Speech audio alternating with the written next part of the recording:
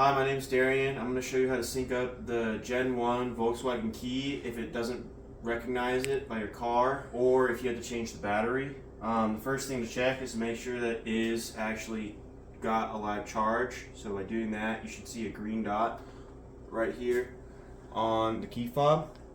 If you're going to change the battery, you're going to have to open the key up like this and then push up on this section over here, which I got a key right here, which I already did it. And then that's how you get access to your battery.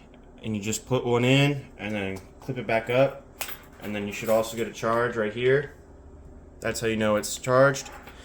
And the dealership's going to want to charge you a couple $100 and wait for you to schedule an appointment, but it's honestly a scam, and I'll show you how to actually sync it up properly without having any other issues and needing to take it to the dealership.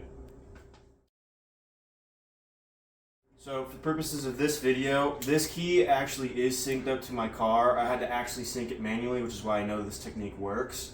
But I'm going to use this key initially to show you all the steps without setting off the car alarm, because it will set off your car alarm and it's hard to talk over that. This key, however, is not synced. I have yet to sync it, and so I'll use this one at the very end and show you all the steps in one motion to kind of give you also a timeline of how long it takes. But this allows me to slow down just a little bit. Alright, so again, this key does actually work, but for demonstration purposes, this will work. So you're going to want to put it in the ignition. Make sure that you press the lock button on the side of the door. This is a 2006 Volkswagen Toureg. So you press that and lock everything up.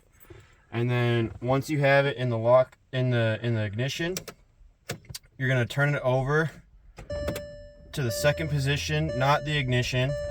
And then you're going to hold the lock button until it blinks like that in the ignition. And so you're going to turn it to the second position and hold that lock button. At this point, you're going to turn it all the way back, and then you're going to try and pull the key out, and there you're going to press the lock button again.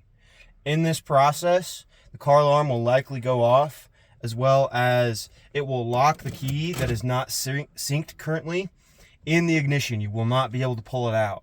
Try not to panic during this moment. It doesn't take too long. If it doesn't work the first time, you just take your finger off of the button, press it again, turn it to the second position, or even you can try turning it all the way like you're going to start the engine. It won't let you start the engine if you don't have a key that is synced up. So at that point, after you've already tried it the first time, you can turn it as far as you want, bring it back, let go of the button, try and press the lock button.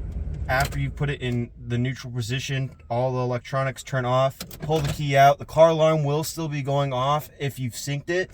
It will let you pull the key out once it is synced, and then you just press the lock button and it'll turn off the alarm. So obviously, to get into your car, you're going to need to use the manual key to get into it. You will notice that it will not turn off the alarm. There's a light here on the side of the door that will be flashing. So it'll let you get in without setting off the alarm, but once you start this process, it'll probably go off. So this is the key that, again, it's not synced. You can see me, I'm trying to unlock it, trying to lock it. You can't, it's not doing anything. So we're going to try and do it all in one go, and this is, here we go.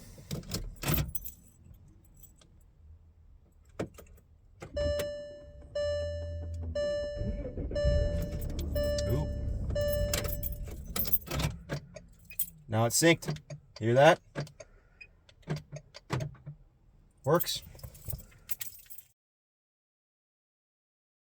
Cool, now we got two keys that are synced up. Obviously in the demonstration, the car alarm didn't go off. If it does go off, again, don't panic. It happened when I synced up the first one. It just so happened the second time it didn't. So that's all kind of according to plan. If this helped you out, then make sure to share it to a friend who also has a Volkswagen with plenty of electrical issues. There's a lot of them out there. And then maybe tell them to get a different car.